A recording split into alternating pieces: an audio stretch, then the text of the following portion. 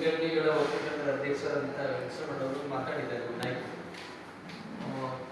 ಇವತ್ತೆಲ್ಲರಿಗೂ ಕೂಡ ಆತಂಕ ಕಾಡ್ತಾ ಇದೆ. ನಾವು ಪ್ರಜಾಪ್ರಭುತ್ವ ವ್ಯವಸ್ಥೆಯಲ್ಲಿದ್ದೀವ, ಪ್ರಜಾಪ್ರಭುತ್ವದ ಹೆಸರಿನ ಒಂದು ಸರ್ವಾಧಿಕಾರಿ ನಿರ್ಣಯ ತಗೊಳ್ಳೋ ವ್ಯವಸ್ಥೆಯಲ್ಲಿದ್ದೀವ ಅಂತ ನಮ್ಗೆ ಆತಂಕ ಕಾಡ್ತಾ ಇದೆ. ಇವತ್ತು ಯಾವುದೇ ರಾಜ್ಯದಲ್ಲಿ ಚುನಾಯಿತ ಶಾಸಕರುಗಳ ಅನುಮತಿ ಇದ್ದೇನೆ ಮುಖ್ಯಮಂತ್ರಿ ಆಗಲ್ಲ ಅನ್ನೋದು ಸಂವಿಧಾನ.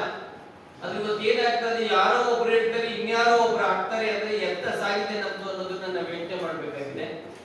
ಇವತ್ತು ರಾಜ್ಯದಲ್ಲಿ ತಾವೆಲ್ಲ ಪ್ರಜ್ಞರಿದ್ದೀವಿ, ಮಾಧ್ಯಮ ಮಿತ್ರರಿಂದನೇ ಇವತ್ತು ಸಮಾಜದಲ್ಲಿ ಏನಾದ್ರು ಸ್ವಲ್ಪ ಸ್ವಾಸ್ಥ್ಯ ಇದ್ರೆ, ಸಾಮಾಜಿಕ ಸ್ವಾಸ್ಥ್ಯ ಇದ್ರೆ, ಇಷ್ಟು ವರ್ಷಗಳ ಕಾಲ ಕಾಂಗ್ರೆಸ್ಗೆ ಅಡಿಪಾಯವನ್ನು ದಲಿತ ಸಮುದಾಯ, ಕಾಂಗ್ರೆಸ್ ರಾಷ್ಟ್ರೀಯ ಕಾಂಗ್ರೆಸ್ ಅನ್ನೋದು ನಿರ್ಮಾಣ ಆಗಿದೆ ಅಂದ್ರೆ ದಲಿತರಿಂದನೇ. ಆಕ್ಚುಲಿ ಇವತ್ತು ರಾಜ್ಯದಲ್ಲೂ ಕೂಡ ಎಲ್ಲ ಜಾತಿಯವರು ಮುಖ್ಯಮಂತ್ರಿಗಳಾಗಿದ್ದಾರೆ. ನಾವು ಸುಮಾರು ಸತಿ ರಿಕ್ವೆಸ್ಟ್ ಮಾಡ್ತಾ ಇದ್ದೀವಿ ಹೈಕಮಾಂಡ್ ಅನ್ನು. ಇವಾಗ ರಜಪೂತ ಸಮುದಾಯದವರು ಆಗಿದ್ದಾರೆ, ಎಲ್ಲ ಸಮುದಾಯದವರು ಆಗಿದ್ದಾರೆ. ಆದ್ರೆ ಸಂಖ್ಯೆಯಲ್ಲಿ ಹೆಚ್ಚಿರುವಂತ ದಲಿತರು ಯಾಕೆ ಮುಖ್ಯಮಂತ್ರಿಗಳಾಗ್ತಾ ಇಲ್ಲ ಅನ್ನೋ ಒಂದು ಆತಂಕ ದಲಿತ ಸಮುದಾಯಕ್ಕಿದೆ. ಇವತ್ತು 24% ಇರುವಂತ ಜನಸಂಖ್ಯೆಯಲ್ಲಿ ಇವತ್ತು 2% ಇರೋರು, 3% ಇರೋರು, 5% ಇರೋರು, 7% ಇರೋರನ್ನ ಮುಖ್ಯಮಂತ್ರಿಗಳನ್ನಾಗಿ ಮಾಡುವಂತ ಒಂದು ಹೈಕಮಾಂಡ್ ಅಂತ ಯಾವುದೇ ರಾಜಕೀಯ ಪಕ್ಷಗಳು 24% ಇರುವಂತ ದಲಿತರಿಗೆ ಯಾಕೆ ಮಾಡ್ತಿದ್ದಾರೆ? ಕ್ವಶನ್ ನಮ್ಗೇನ್ ಅನ್ಸುತ್ತೆ, ದಲಿತರು ಇರೋದೇ ಕಸ ಗುಡಿಸಕ್ಕೆ, ದಲಿತರು ಪಕ್ಕೆ ಹಿಡ್ಕೊಂಡು ಕಸ ಗುಡಿಸ್ಬೇಕೆ ಹೊರತು ಆಡಳಿತ ಮಾಡೋಕೆ ನೀವು ಯೋಗ್ಯರಲ್ಲ ಅನ್ನೋದನ್ನ ಎಲ್ಲ ಪಕ್ಷಗಳವರು ಕರ್ನಾಟಕದಲ್ಲಿ ಸಾಬೀತನ್ನ ಪಡಿಸಿವೆ. ಯಾಕೆಂದ್ರೆ ಸ್ವತಂತ್ರ ಬಂದು 79 ವರ್ಷ ಆಗ್ತಾ ಇದೆ, ಸಂವಿಧಾನ ಬಂದು 77 ವರ್ಷ ಆಗ್ತಾ ಇದೆ. ಇವತ್ತು ಕೂಡ ಒಬ್ಬ ದಲಿತ ಮುಖ್ಯಮಂತ್ರಿ ಆಗ್ತಾ ಇಲ್ಲ ಅಂದ್ರೆ ಅವು ಸುಮಾರು ಸತಿ ಹೇಳ್ತೀವಿ ಹೈಕಮಾಂಡ್ಗೂ ಕೂಡ, ಇವ್ರಿಗೆ ಏನು ಅರ್ಹತೆ ಇಲ್ವಾ, ವಿದ್ಯೆ ಇಲ್ವಾ, ಬುದ್ಧಿ ಇಲ್ವಾ, ಅದು ಆಡಳಿತ ಮಾಡೋಕೆ ಒಂದು ಪ್ರಶ್ನೆ ಅನ್ನೋದನ್ನ ಸಾಬೀತು ಮಾಡ್ಬೇಕಲ್ಲ. ಇವತ್ತು ನಾವು ಇಂದು ದಲಿತರು ಮುಖ್ಯಮಂತ್ರಿ ಕೊಡಿ ಅಂತ ಹೇಳಿ ದಲಿತರೆಲ್ಲ ಉದ್ಧಾರ ಆಗ್ತಾರೆ ಅಂತ ಅಲ್ಲ. ನಾವೀಗ ಹೇಳಿದೀವಿ, ಹಿಂದೆ ರಾಜ್ಯದಲ್ಲಿ ಬ್ರಾಹ್ಮಣರು ಕೂಡ ಮುಖ್ಯಮಂತ್ರಿಗಳಾಗಿದ್ರು, ಬ್ರಾಹ್ಮಣರೆಲ್ಲ ಶ್ರೀಮಂತರಾಗಿದ್ದಾರೆ ಅನ್ನೋದನ್ನ ನಾವು ಒಪ್ಕೊಳ್ಳಲ್ಲ. ಲಿಂಗಾಯತರು ಕೂಡ ಆಗಿದ್ರು, ಅವರೆಲ್ಲ ಉದ್ಧಾರ ಆಗೋರು ಅಂತ ಅಂದ್ಮೇಲೆ ಒಕ್ಕಲಿಗರಾಗಿದ್ರಪ್ಪ, ಅವರೆಲ್ಲ ಯಾರು ಬಡವರು ಇಲ್ವಾ? ಇದ್ದರೆ ಅದರ ನೈತಿಕ ಧೈರ್ಯ ಸ್ಥೈರ್ಯ ಸಂವಿಧಾನಬದ್ಧ ಹಕ್ಕು. ಸಂವಿಧಾನದಲ್ಲಿ ಪ್ರಜಾಪ್ರಭುತ್ವದಲ್ಲಿ ಇದೆ ಸಾಮಾಜಿಕ ಪ್ರಭುತ್ವ, ರಾಜಕೀಯ ಪ್ರಭುತ್ವ, ಆರ್ಥಿಕ ಪ್ರಭುತ್ವ ಅಂತಿದೆ. ರಾಜಕೀಯ ಪ್ರಭುತ್ವದಲ್ಲಿ ಒಂದು ವೋಟ್ ಒಂದು ವ್ಯಾಲ್ಯೂ, ಸಾಮಾಜಿಕ ಪ್ರಭುತ್ವದಲ್ಲಿ ಏನು, ಸಮಾಜದ ಎಲ್ಲ ವರ್ಗಗಳು ಕೂಡ ಎಲ್ಲ ವ್ಯವಸ್ಥೆಗಳು ಮುಖ್ಯವಾಗಿ ಬರಬೇಕು. ಅದು ಇಷ್ಟು ವರ್ಷ ಮುಖ್ಯವಾಗಿ ಯಾಕೆ ಬರಕ್ ಬಿಡ್ತಾ ಇಲ್ಲ ಇವರು? ನಮ್ಗೆ ಆತಂಕಗಳು. ರಾಜ್ಯದಲ್ಲಿ ಒಳ್ಳೆ ಸರ್ಕಾರ ಇದೆ, ಸಿದ್ದರಾಮಯ್ಯನವರು 2013 ಕೂಡ ಇದ್ದಾರೆ, ಈಗಲೂ ಕೂಡ ಇದ್ದಾರೆ, ಒಳ್ಳೆ ಜನಮುಖಿ ಕೆಲಸಗಳನ್ನ ಮಾಡಿದ್ದಾರೆ. ಗುಡಿಸಲಿರುವವರು ಮೂಳೆ ಚಕ್ಕಳೆಗಳ ಭಾವನೆಗಳನ್ನ ಅರ್ಥ ಮಾಡ್ಕೊಂಡಿದ್ದಾರೆ, ಗುಡಿ ಗುಂಡಾರಗಳ ಗಂಟೆಗಳ ಭಾವನೆ ಅರ್ಥ ಮಾಡ್ಕೊಂಡಿಲ್ಲ. ಒಂದು ಹೊತ್ತು ಕೂಡುಗು ಬಡದಾಡೋರ ಭಾವನೆಯನ್ನ ತಿಳ್ಕೊಂಡಿದ್ರಿಂದ ಇಡೀ ರಾಷ್ಟ್ರದಲ್ಲಿ ಜನಪರವಾದಂತ ಕಾರ್ಯಕ್ರಮಗಳನ್ನ ಮಾಡ್ತಿದ್ದಾರೆ. ಆದ್ರೆ ಅವರು ಬದಲಾಯಿಸ್ತಾ ಇರುವಂತದ್ದು ಆ ಪಕ್ಷದ ವಿಚಾರ. ಅದು ನಮ್ಮ ಹಕ್ಕನ್ನ ಕೇಳೋದು ನಮ್ಮ ಸಂವಿಧಾನಬದ್ಧ ಹಕ್ಕು ಅಂತ ಹೇಳಿ ಇವತ್ತು ಏನಾದ್ರು ಬದಲಾಯಿಸ್ತಾ ಇದ್ದಾರೆ. ಇವತ್ತು ಏನಾಗುತ್ತೆ, ಎಲ್ಲೋ ಒಂದ್ ಕಡೆ ರಾಜ್ಯ ಮತ್ತೆ ಗೂಂಡಾ ಸಂಸ್ಕೃತಿ ಕಡೆ ಹೋಗುತ್ತಾ, ಅವಕಾಶವಾದಿಗಳ ಕಡೆಗೆ ಹೋಗುತ್ತಾ, ರಿಯಲ್ ಎಸ್ಟೇಟ್ ಕಡೆಗೆ ಹೋಗುತ್ತಾ ಅನ್ನೋ ಒಂದು ಆತಂಕ ಆಗ್ತಾ ಇದೆ. ಇವತ್ತು ಬೇಕಾಗಿರುವಂತದ್ದು ವಿಜ್ಞಾನ ಯುಗದಲ್ಲಿ ಸಮಾಜದ ಬಗ್ಗೆ ಸುಸ್ಥಿರವಾಗಿ ದೂರದೃಷ್ಟಿ ಇರೋ ಚಿಂತನೆ ಮಾಡುವಂತವ್ರು ಬೇಕಾಗಿದ್ದಾರೆ. ಇವತ್ತು ಸಂವಿಧಾನ ಬರೆದಿದ್ದೆ ದಲಿತ ಸಮುದಾಯ ಆಗಿದೆ, ರಾಮಾಯಣ ಬರೆದಿದ್ದೆ ದಲಿತ ಸಮುದಾಯ ಆಗಿದೆ, ಮಹಾಭಾರತ ಬರೆದಿದ್ದೆ ದಲಿತ ಸಮುದಾಯ ಆಗಿದೆ. ರಾಜ್ಯದಲ್ಲಿ ಮುಖ್ಯಮಂತ್ರಿ ಹುದ್ದೆ ಮಾಡಕ್ಕೆ ತಾಕತ್ತಿಲ್ಲ ಅಂತ ಏನಾದ್ರು ಹೈಕಮಾಂಡ್ ತಿಳ್ಕೊಂಡಿದ್ಯಾ? ಇವತ್ತು ದಲಿತರ ತಾಳ್ಮೆಯನ್ನ ಪರೀಕ್ಷಿಸುವಂತ ಕೆಲಸವನ್ನ ಹೈಕಮಾಂಡ್ ಮಾಡ್ತಾ ಇದೆ ಅನ್ನೋದು ನಮ್ಮ ಭಾವನೆ. ದಲಿತರನ್ನ ಒಡೆದು ಆಳೋ ರೀತಿನ ಮಾಡ್ತಿದ್ದಾರೆ ಅನ್ನೋದು ಅನುಮಾನ ಕಾಡ್ತಾ ಇದೆ. ಈಗಲೂ ಕೂಡ ಕಾಲ ಮಿಂಚಿನ, ಯಾಕೆಂದ್ರೆ ಬಡವರು ಏನ್ ಮಾಡ್ತಾರೆ, ಭೂಮಿಯವರೆಗೂ ಬದುಕ್ತಾರೆ ಅಷ್ಟೇ. ಅದು ಇತಿಹಾಸ ಹೇಳಿದೆ, ಅಂಬೇಡ್ಕರ್ ಕೂಡ ಹೇಳಿದ್ದಾರೆ, ಸಾಮಾಜಿಕ ಸಮಾನತೆ, ಆರ್ಥಿಕ ಸಮಾನತೆ ತರದ ಹೊರತು ನಿಮ್ಮ ರಾಜಕೀಯ ಸಮಾನತೆಯಲ್ಲಿ ಆಟ ಇದು ಭಾರಿ ದಿನ ಉಳಿಯಲ್ಲ.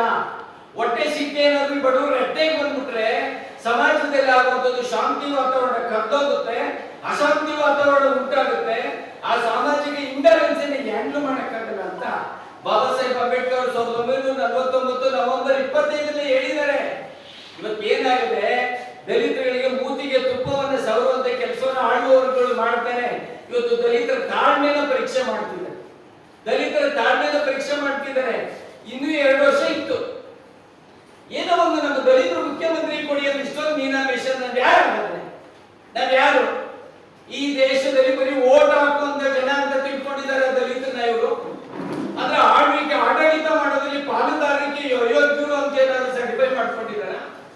ನಮ್ಮಲ್ಲಿ ಇದ್ದಾರೆ. ಸತೀಶ್ ಜಾರಕಿಹೊಳಿ ಅವರಿಗಿಂತ ವಿಚಾರವಂತರು ಬೇಕಾಗಿದ್ದಾರೆ. ಇವತ್ತು ತಮ್ಗೆಲ್ಲ ಗೊತ್ತಿದೆ, ರಾಜ್ಯದಲ್ಲಿ ಯಾರಾದ್ರೂ ಶುದ್ಧ ರಾಜಕಾರಣಿ ಇದ್ರೆ ಹೆಚ್ಚು ಮೀಡಿಯಾದಲ್ಲಿ ನೋಡ್ತಿದೆ, ಹೆಚ್ಚು ವಿದ್ಯಾವಂತ ರಾಜಕಾರಣಿ, ವಿದೇಶದಲ್ಲಿ ಅಭ್ಯಾಸ ಮಾಡಿದವರು ಅಂತ ಹೇಳಿ ಪಿಜ್ಜಾ ಹೋಗ್ತವ್ರಲ್ಲ, ಗುಡಿಸಲು ತಂಗಳು ಹಿಟ್ಟಿನ ಬಗ್ಗೆ ಅರಿವಿರುವಂತವ್ರು, ಅರ್ಕೂಲ್ ಬಟ್ಟೆಗೂ ಬಗ್ಗೆ ಅರಿವಿರುವಂತ ಪರಮೇಶ್ವರ್ ಅವರಿದ್ದಾರೆ. ಅದೇ ತರ ಮಾಧವಪ್ಪರ್ ಇದ್ದಾರೆ, 8 ಬಾರಿ ಗೆದ್ದಂತ KS ಮುನಿಯಪ್ಪ ಅವರಿದ್ದಾರೆ. ಇವತ್ತು 13ರಲ್ಲಿ ಧೂಳಿಪಟ ಆಗಿದ್ದಂತ ಕಾಂಗ್ರೆಸ್ಗೆ ಜೀವ ಕೊಟ್ಟಿದ್ದು ಪರಮೇಶ್ವರ್ ಅವರು. ಕಾಂಗ್ರೆಸ್ ಕಡೆಗೆ, ಜನರ ಕಡೆಗೆ, ನೊಂದವರ ಕಡೆಗೆ ಅಂತ ಹೋಗಿದ್ದು ಪರಮೇಶ್ವರ್ ಅವರು. ಅವಾಗೆಲ್ಲ ಪಟೇಲ್ ಬಂದಂತ ಸ್ಟಮ್ಮಿಂದ ರಮ್ಮೆ ಕೊಂಬೆಗಳಿಂದ ಈಗ ಹಣ್ಣು ಬರ್ತಾ ಇದೆ. ಹಣ್ಣಿನ ದಿನಕ್ಕೆ ನಾನು ಅಂತಿದ್ದಾರೆ ಹೊರತು ಪಾಳಭೂಮಿಲಿ ಹಾಳಾಗ್ತಿದ್ದ ಮರವನ್ನ, ಒಣಗ್ತಿದ್ದ ಮರವನ್ನ ಫ್ರೂಟ್ಫುಲ್ ಮಾಡ್ತಿದ್ದಾರೆ. ಅದನ್ನ ಜೊತೆ ಮಾಡ್ಬೇಕಲ್ಲ. ಏನಾದ್ರು ಹೈಕಮಾಂಡ್ಗೆ ನಿಜವಾಗೂ ದಲಿತರ ಬಗ್ಗೆ ಕಳ್ಕಳಿದ್ರೆ ಒಟ್ಟಾರೆ ಕರ್ನಾಟಕದ ಎಲ್ಲ ಜನರಲ್ಲೂ ಶಾಂತಿಯನ್ನು ಉಂಟು ಮಾಡಬೇಕು ಅನ್ನೋ ಫೀಲ್ ಇದ್ರೆ, ಕರ್ನಾಟಕದ ಸಮಗ್ರ ಅಭಿವೃದ್ಧಿ ಮಾಡಬೇಕು ಅನ್ನೋ ಫೀಲ್ ಇದ್ರೆ, ದಯಮಾಡಿ ಇನ್ನು ಯಾರು ಅಂತ ಡಿಸೈಡ್ ಮಾಡಿಲ್ಲ. ಅದು ಕಿಚನ್ ಅಲ್ಲಿ ಡಿಸೈಡ್ ಆಗೋದು, ಎಲ್ಲಿ ಡಿಸೈಡ್ ಆಗೋದು, ಡ್ಯಾಶ್ ನಮ್ಮ ಒಂದು ಹಕ್ಕಿದೆ. ಬಡವರ ತಾಳ್ಮೆಯನ್ನ ಪರೀಕ್ಷೆ ಮಾಡುವಂಥದ್ದು ನಿಜವಾಗೂ ಒಳ್ಳೇದಲ್ಲ. ಯಾವುದು ಬಡವರು ಏನಾದ್ರು ಕೋಪಾಲ ಎತ್ತಿ ಏನೇನಾಗಿದೆ ಅನ್ನೋದು ಗೊತ್ತಾಗಿದೆ. ನಮಗೂ ಅಸ್ತ್ರಗಳಿದೆ. ಸ್ಥಳೀಯ ಸಂಸ್ಥೆಗಳ ಚುನಾವಣೆ ಬರ್ತಾ ಇದೆ, GBA ಚುನಾವಣೆ ಬರ್ತಿದೆ, ZP ಚುನಾವಣೆ ಬರ್ತಿದೆ, 28 ಚುನಾವಣೆ ಬರ್ತಿದೆ. ಕಣ್ಣು ತೆರೆಯೋದ್ರೊಳಗೆ ಕಾಲ ಓಡ್ಬಿಟ್ಟಿರುತ್ತೆ. ಮನುಷ್ಯ ನಿಧಾನ ಆಗಿರ್ಬೋದು, ಕಾಲ ನಿಧಾನ ಆಗಿಲ್ಲ.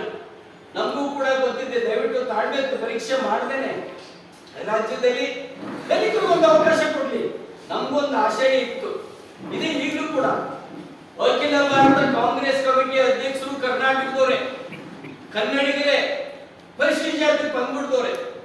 ಅವರು ಸ್ವಲ್ಪ ಪಟ್ಟಿ ಹಿಡಿದು ಇಲ್ಲ ಈ ಬಾರಿ ಕರ್ನಾಟಕದಲ್ಲಿ ದಲಿತ ಮುಖ್ಯಮಂತ್ರಿ ಕೊಡಬೇಕು.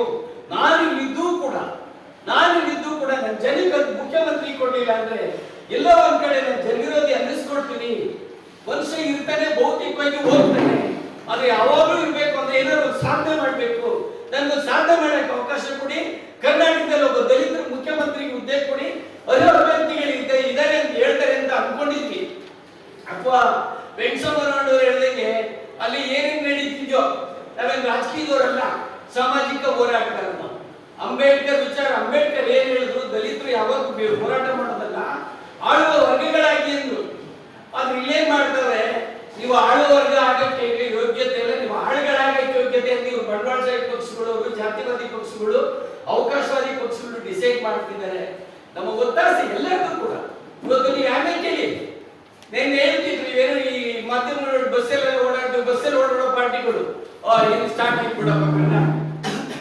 ಯಾವ ಕಾಂಗ್ರೆಸ್ ದಲಿತರು ಬಡವರಿಂದ ನಿರ್ಮಾಣ ಆಗಿತ್ತೋ, ಈ ದಲಿತ ವಿರೋಧಿ ನೀತಿಯಿಂದಾಗಿ ಕಾಂಗ್ರೆಸ್ ನಿರ್ನಾಮ ಆರಂಭ ಅಂತ ಮಾತಾಡ್ತಿದ್ದಾರೆ.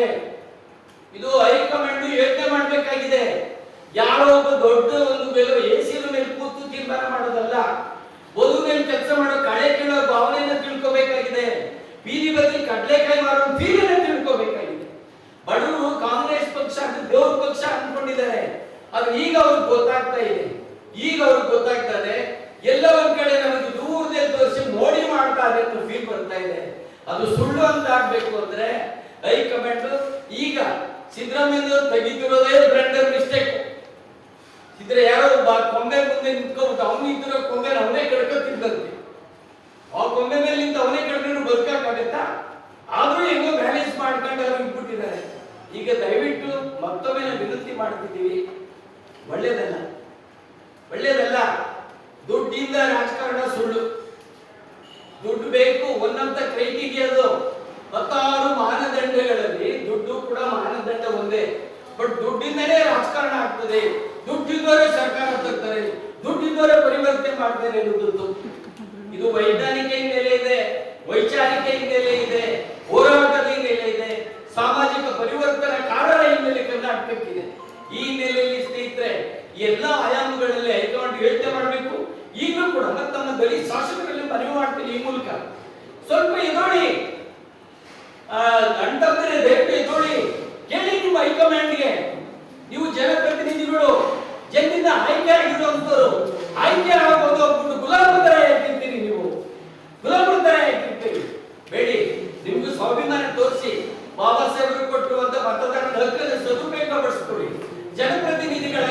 ಭಾವನೆಗಳಿಗೆ ಸ್ಪಂದಿಸಿ ಅಂತ ಹೇಳಿ ಮತ್ತೊಮ್ಮೆ